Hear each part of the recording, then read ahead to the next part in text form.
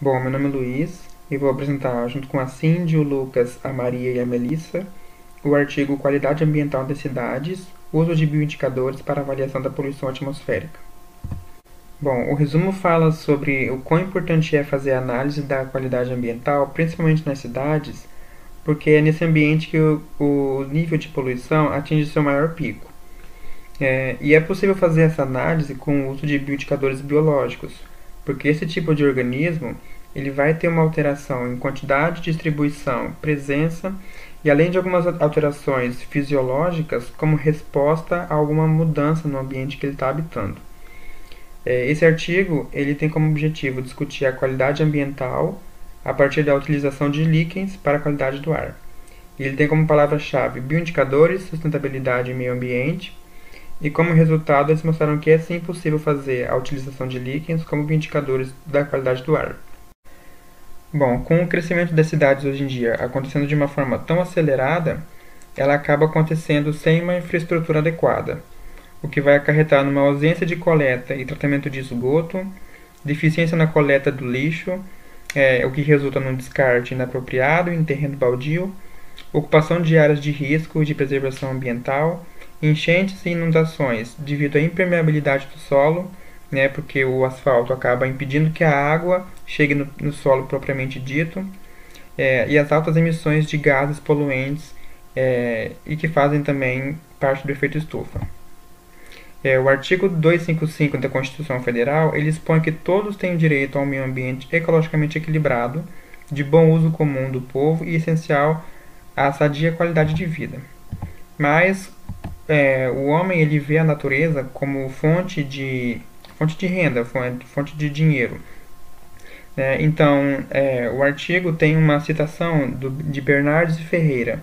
Eles falam que a questão ambiental ela só começou a ser discutida depois da Segunda Guerra Mundial, que foi quando a humanidade percebeu que os recursos naturais eles têm sim um fim, e se esse uso inadequado, exploração excessiva continuasse, podia representar o fim da vida.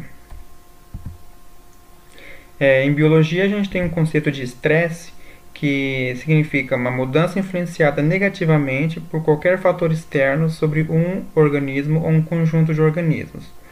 Essa mudança ela pode ser influenciada pela temperatura, pela radiação vinda do sol, pela seca, pela falta d'água, pela baixa temperatura também, e também por aqueles fatores que têm origem humana, a poluição do ar por usina de geração de energia, por queimadas que muitas vezes tem mão humana, e também pela queima de combustível de automóveis.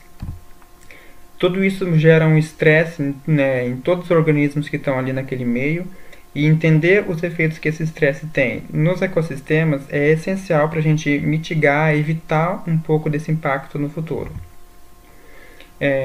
Como algumas substâncias prejudiciais que a gente tem no ar, a gente tem, por exemplo, dióxido de enxofre, óxido de nitrogênio, ozônio, monóxido de carbono, materiais particulados como areia, poeira ou algum outro material sólido. E também a gente tem a presença de compostos orgânicos como benzeno ou hidrocarbonetos aromáticos.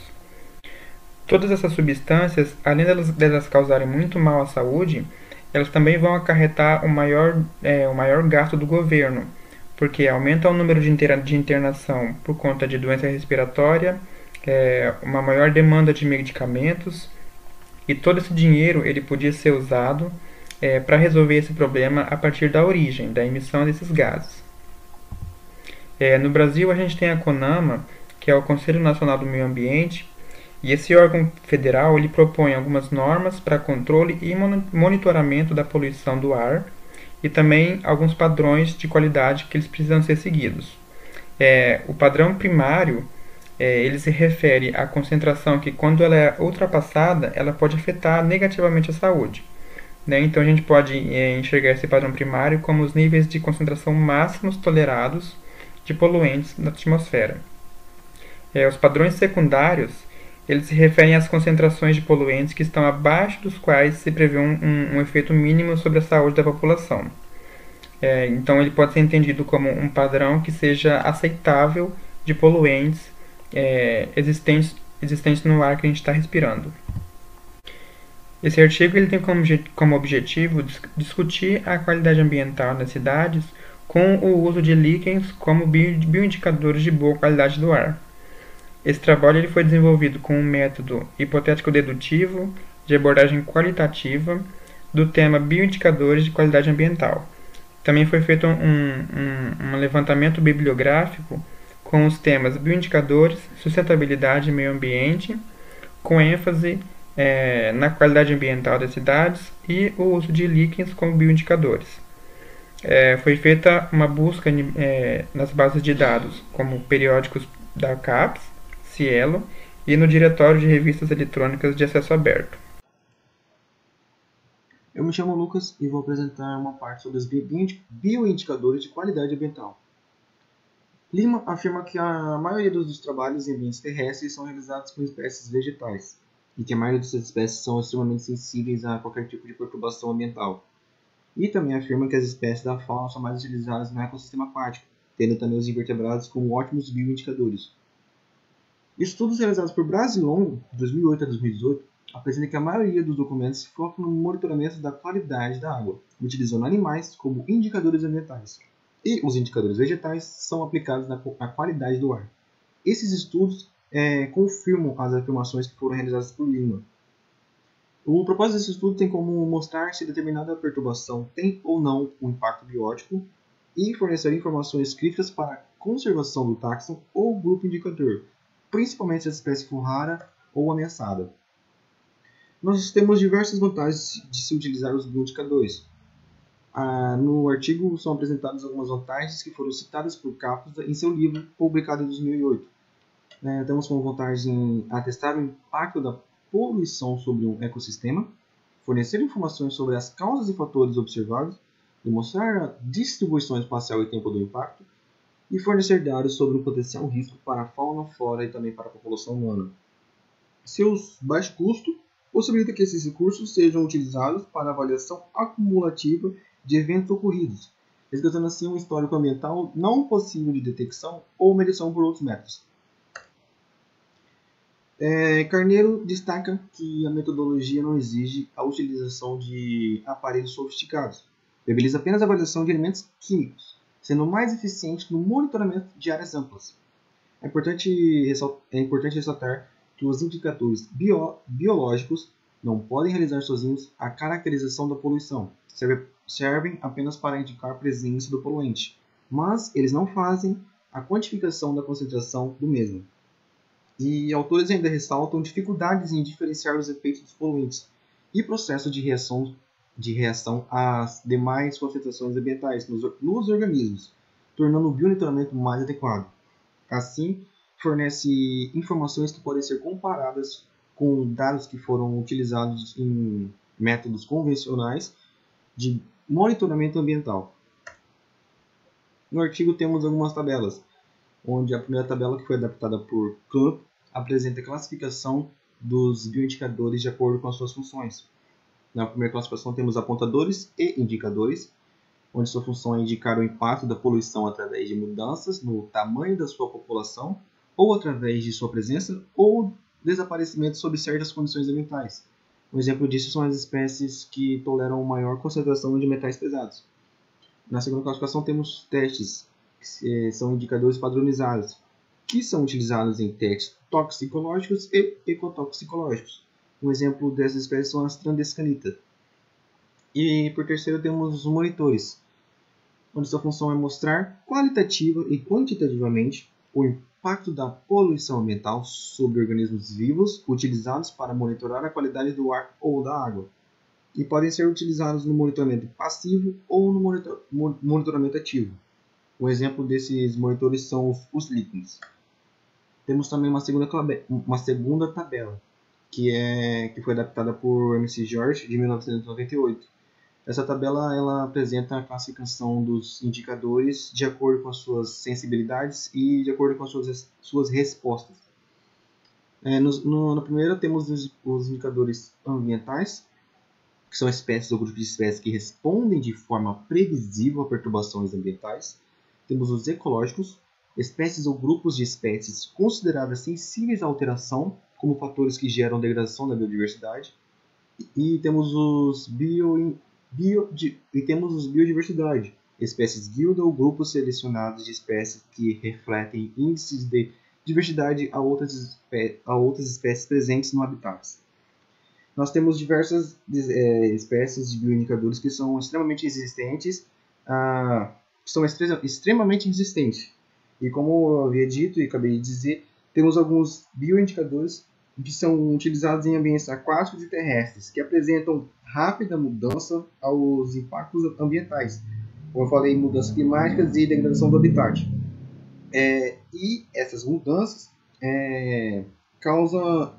alteram seu ciclo reprodutivo e alteram a sua procura por alimento, causando uma diminuição da sua biodiversidade. No artigo temos algumas características, onde a seleção dos bioindicadores é baseada nas metas e objetivos de estudos de acordo com Carnes, Cormick e Nieder, e podemos observar essas características nesse quadrinho. É importante lembrar que todos os bioindicadores não vão apresentar todas essas características, mas que todos os bioindicadores vão apresentar pelo menos alguma dessas características. Olá, o meu nome é Melissa e eu irei dar continuidade na explicação sobre os bioindicadores de qualidade ambiental. A diversidade dos seres vivos utilizados como indicadores ambientais é muito ampla. Ela inclui desde os grupos dos macroinvertebrados, que são os organismos que habitam ao fundo e às margens do rio, juntos aos sedimentos, até o grupo dos anfíbios, que são os animais que podem viver tanto na terra como no submerso na água. E agora eu irei apresentar para vocês a classificação dos bioindicadores de acordo com a sua aplicação. Iremos começar com os macroinvertebrados bentônicos. Eles são animais aquáticos que vivem na água e a sua distribuição e diversidade de macroinvertebrados são diretamente influenciados pelo tipo de substratos. E também algo muito interessante é que eles são muito usados para detectar metais pesados, como cobre, chumbo e mercúrio. Eles são divididos em 3 principais grupos, os que são sensíveis à poluição, que temos como exemplo o Precoptera, o Epemeroptera e também o Trichoptera. Eles são insetos aquáticos. Temos também os que são resistentes à poluição. Temos como exemplo a Diptera, ela é uma larva aquática de mosquito. E também temos os que predominam em ambientes poluídos. Temos como exemplos a Annelida. Ela é uma minhoca aquática que predomina em alta quantidade nesses ambientes poluídos. E agora iremos falar um pouco sobre a macrofauna do solo. Eles são animais terrestres e são responsáveis pela degradação inicial da matéria orgânica e também pela estruturação do solo. Eu trouxe alguns exemplos dos organismos que compõem a macrofauna do solo. Temos as minhocas, os cupins, o Caleoptero, que ele é um besouro, e também temos a Myriapods. E agora iremos falar um pouco sobre as formigas. Elas são terrestres, que vivem na terra, e a sua importância ecológica é funcional em quase todos os níveis tróficos de um ecossistema, principalmente pela grande abundância e ubiquidade, ou seja, elas estão presentes em todos os lugares, e também por sua diversidade e praticidade. Elas são capturadas com facilidade e também possuem uma sensibilidade à alteração do ambiente, ou seja, qualquer alteração, qualquer mudança do ambiente, elas têm essa sensibilidade de sentir. E agora iremos falar um pouco sobre os besouros. Eles são terrestres e boa parte das espécies possui uma alta fidelidade ecológica, ou seja, eles têm um respeito muito grande pelo equilíbrio ecológico. E também são sensíveis à mudança na paisagem. Exemplo, Se houver uma mudança, uma modificação no ambiente em que eles vivem, eles são de certa forma afetados. E agora iremos falar um pouco sobre os insetos galhadores. Eles são sessens, ou seja, eles não se locomovem, eles são parados. E também são de fácil coleta. As galhas que habitam vegetais em geral, elas podem ser um bom indicador das condições ambientais. E são utilizadas também para o monitoramento de áreas poluídas por metais pesados, avaliando a toxicidade no ambiente. E agora iremos falar um pouco sobre as minhocas. Elas são terrestres, vivem na terra e são de fácil coleta e também de fácil visualização.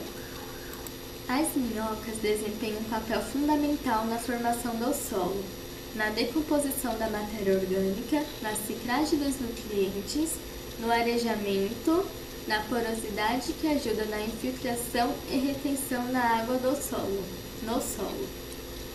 Ou seja, os buracos feitos por elas também são importantes, melhorando a drenagem e aumentando a taxa de infiltração da água. E agora iremos falar um pouco sobre as briófitas, os musgos. Eles são vegetais de pequeno porte e se encaixam em todos os critérios de bom indicador, pois são de fácil colheita, tolerância a elevadas concentrações de metal, de fácil manipulação em laboratórios e também eles acumulam quantidade de metal suficiente para ser analisado, exibindo uma correlação simples entre a concentração do metal acumulado e a concentração no meio circundante, ou seja, a concentração fica à sua volta. E agora iremos falar um pouco sobre os anuros. Eles possuem a pele vascularizada e permeável, ou seja, eles não ingerem água. A água ela é obtida através da pele. Na maioria das espécies, eles possuem o ciclo de vida com duas fases, uma na terra e a outra na água. São importantes componentes de muitas comunidades ecológicas, seja consumindo uma infinidade de insetos ou servindo de presas para outros animais. E as suas características ecológicas e fisiológicas, os efeitos acumulativos de agrotóxicos são mais intensos. E temos como exemplo de anuros os sapos, as pererecas e as rãs. E agora iremos falar um pouco sobre os ecossistemas. Os ecossistemas aquáticos são afetados por múltiplas atividades antrópicas, tais como a mineração. Ao ser executado as atividades, sem o devido manejo e gestão, pode causar seríssimos danos de contaminação, produzindo na área alterações físicas e químicas. Temos também o lançamento de influentes domésticos e industriais, que ao se despejar resíduos orgânicos e inorgânicos, isso gera um grande impacto no ecossistema aquático. E também temos o desmatamento, que ele causa vários malefícios. Ele aumenta a perda da biodiversidade e também aumenta a entrada de sedimentos nos rios, nos lagos e também nas lagoas. E como consequência, existem expressivas quedas da qualidade da água e perda da biodiversidade aquática. Para a Sociedade Brasileira de Ciências do Solo 2009, a macrofauna do solo desenvolve diversas funções nas teias tróficas de detritos da serrapilheira e do interior do solo, como a ciclagem de nutrientes, que é quando ocorre o processo de absorção dos nutrientes minerais que são disponíveis no solo. Temos também o revolvimento do solo, que é quando inverte as camadas do solo com o uso de arado para que o plantio seja feito. E também temos o controle biológico de pragas do solo. Como o nome mesmo já diz, ele é usado para controlar as pragas agrícolas e também os insetos transmissores de doenças.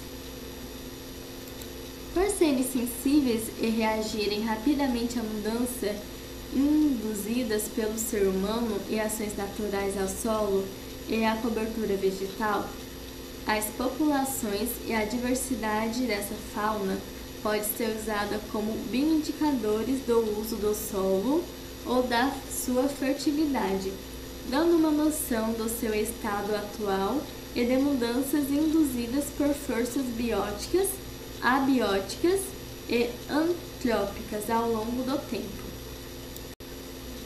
Outro elemento afetado por poluição é o ar. Quando contaminado com gases tóxicos ou partículas microscópicas em suspensão, causa consequência direta na vida do homem, trazendo vários malefícios, como problemas cardíacos e pulmonares e também a vulnerabilidade de infecções por doenças respiratórias. Existem vários métodos biológicos de controle de qualidade do ar, a padronização de metodologias de cultivo e a quantificação dos organismos e até mesmo de medição de poluentes, faz necessário para uma melhor validação e aplicabilidade dos dados obtidos em pesquisas. Por esse motivo, vem sendo feito um esforço para a padronização de métodos de bioindicação. Esses métodos são chamados de monitoramento. Olá, sou Maria Auxiliadora e darei continuidade à apresentação do artigo Qualidade Ambiental das Cidades, uso de bioindicadores para avaliação de população atmosférica. No meu caso, falarei sobre os líquens como bioindicadores de qualidade ambiental.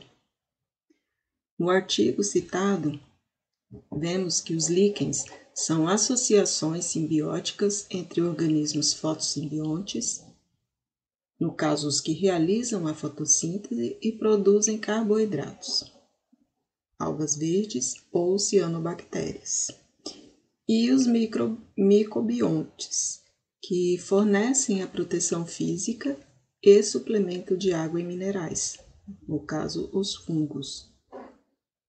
Estes organismos estão presentes em vários substratos e ambientes e fazem parte de um grupo extremamente diverso e com grande complexidade. Dependem da natureza física da casca, com preferência por cascas que não se desprendam, por não proporcionar, no caso das que se desprendem, elas não proporcionam um bom substrato para o líquen.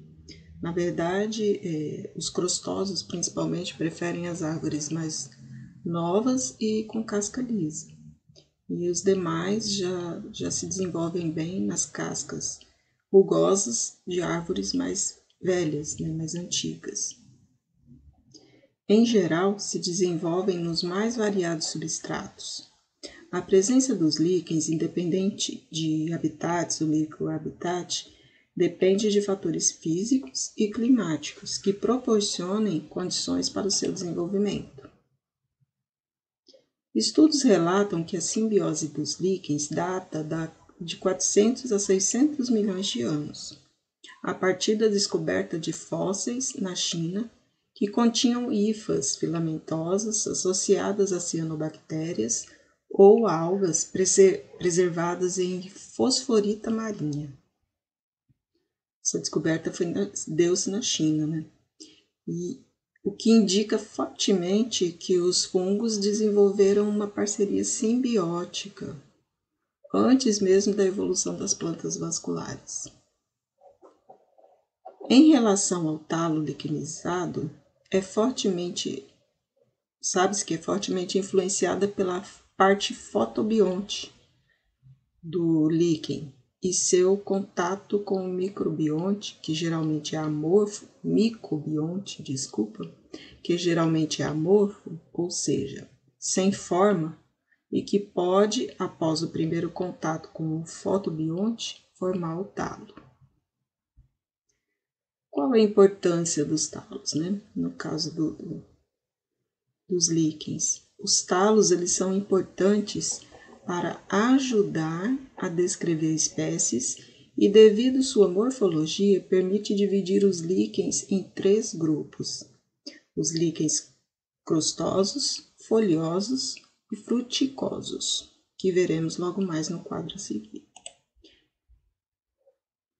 Como características dos talos do tipo crustoso ou crustáceo, temos forma mais aderida ao substrato, são desprovidos de córtex inferior e se aderem ao substrato por toda a sua medula. A exemplo deste tipo de talo, nós temos aqui o crustoso, ele é todo aderido à superfície, né? É a característica principal que o difere dos demais. No caso do talo folioso ou foliáceo, o talo tem a estrutura laminar e dorsiventral, não se prende ao substrato pela sua medula, se prende ao substrato por projeções ou partes especializadas do córtex inferior, e algumas espécies, né, no caso não todas, o talo é preso por um único apressório central, chamado de talo umbilidado. O que seria esse apressório? Apressório é uma estrutura de função adesiva em fungos em seus esporos. Como exemplo deste talo folioso, temos aqui, pode ver que ele não se prende totalmente, né? Eu acho que é o mais visto na nossa região, inclusive, um dos mais vistos, pelo menos pelo que eu pude pesquisar. Ele é bastante comum. E temos o talo fruticoso, que é um talo cilíndrico e achatado, muitas vezes ramificado. Crescem eretos e perpendiculares ao substrato. Se prendem ao substrato, se enroscando a ele ou por um apressório, né, no caso, como podemos ver aqui nessa próxima. O fruticoso, ele tem essas ramificações, também é bastante de fácil, né, identificação. Além do talo, né, podemos citar o córtex, que consiste em uma camada de células ou hifas, tem importante função na formação de resinas, que são estruturas de aderência aos substratos. A medula consiste em hifas, geralmente gelatinosas, tem aparência fibrosa ou de algodão, vagamente entrelaçadas paralelamente à superfície, com grande capacidade de acumular umidade, além de servir como estoque de nutrientes. A importância dos líquens na natureza se dá por seu papel pioneiro na colonização de substratos desprovidos de organismos vivos. Eles adaptam o habitat para que plantas e animais possam formar comunidades bem estabelecidas. São organismos de alta longevidade e lento crescimento. Dominam 8% da vegetação, fazendo parte da cadeia alimentar de vertebrados, invertebrados e humanos, sendo apreciado como alimento em diversas culturas, por seu valor nutritivo e baixo custo. Em um estudo, foi descrita a importância econômica dos líquens, citando vários exemplos, como seu uso na indústria de cosméticos, tais como na composição de colônias e perfumes, em seu uso em corantes para tecidos na antiguidade, na medicina popular, no tratamento de doenças como dores de cabeça, doenças de pele, infecções urinárias, também no uso da composição de antibióticos, antifúngicos, anti-inflamatórios e também na composição de inseticidas. Características que favorecem o uso dos líquens como biomonitores. As substâncias liquêmicas atuam no talo como protetores, sendo considerados bons filtros solares.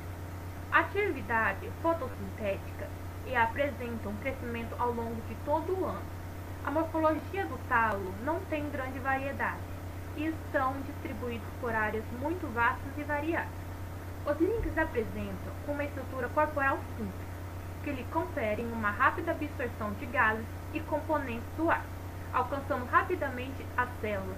Os lynx são usados principalmente para estudos voltados à qualidade do ar. A natureza dual da associação linquênica e a sensibilidade a distúrbios ambientais fazem com que os lynx tenham um grande potencial como bioindicador. São conhecidos por reterem uma variedade de contaminantes, particularmente os metais pesados, como o urânio, o cobalto, o cobre, o ferro, o níquel, magnésio, chumbo, zinco.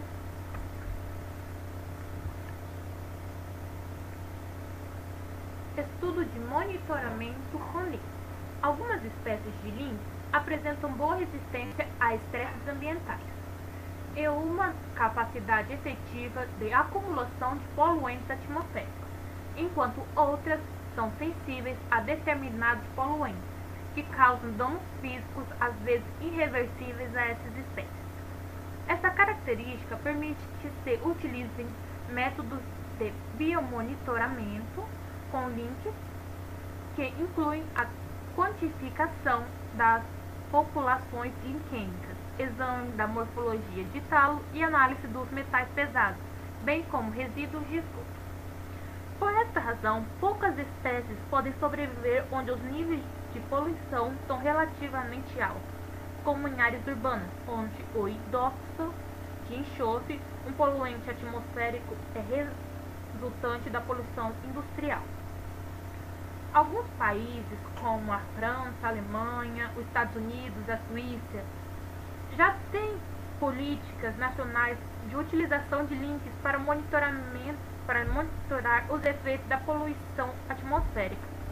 No entanto, ainda no Brasil, existem apenas alguns esforços pontuais a esse respeito, localizado no estado do Rio Grande do Sul.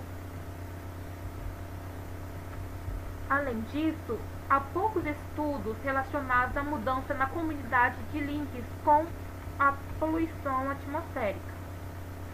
Os métodos para se estudarem os efeitos da poluição atmosférica em lynx têm sido principalmente fotossociológicos, ecofisiológicos ou ausência de espécies desses organismos. Por esse método, é possível relacionar a presença ou ausência dos lynx com o grau de poluição da área de estudos, o seu número, a frequência de cobertura, danos internos e externos. Lynx sofrem a influência do efeito de Bohr. Apesar de diversos estudos apontarem a influência da qualidade do ar sobre a comunidade de lynx, alguns autores relatam que esses organismos também são afetados por efeitos de borda, e essas respostas devem ao contraste microclimático entre a borda e o interior florestal. Sendo a borda caracterizada por um ambiente mais seco, com maiores índices de luz, maior temperatura e menor umidade, há um risco ainda maior de dissecação desses organismos. Em estudos iniciais sobre a resposta dos lynx à dissecação, se sugeriu que uma das condições ambientais capazes de romper o estado da simbiose era o conteúdo hídrico do talo após observar em um Xantharium periatica, o estado de simbiose se perdia após manter os lynx durante 10 dias em contínua inibição. Do ponto de vista ecológico, se poderia dizer que os lynx apresentam adaptações às secas, já que a sua resistência está relacionada com a disponibilidade hídrica do habitat que se desenvolvem. A radiação incidente solar é outro fator ambiental essencial para a vida dos fotossintetizadores. Além da sua influência por radiação direta, a energia espectral recebida afeta tanto a temperatura quanto a umidade do habitat. As zonas de borda exibem condições mais extremas para temperatura, umidade e luz, o que pode tornar impróprio aos organismos adaptados às condições de interior florestal. Bom, para finalizar, conhecer a qualidade ambiental do lugar que a gente vive nos possibilita avaliar os prováveis danos não só às pessoas, mas para todo o ecossistema. E também com essa informação a gente pode estipular um método para a gente diminuir a quantidade de poluente que está naquele lugar e também para a gente reduzir as emissões. O monitoramento da qualidade do ar permite em grandes centros, principalmente em grandes centros, é de extrema importância. Esse monitoramento ele pode ser feito a partir de vários métodos, como bioindicadores, como foi falado aqui no trabalho, modelos matemáticos com estimativas de emissões e medidas de concentração de poluentes usando métodos físico-químicos. Com essas verificações, a gente pode saber se os valores estipulados pelos governos de concentração máxima permitida de algum poluente está sendo respeitada. Bom, e assim finaliza o nosso trabalho.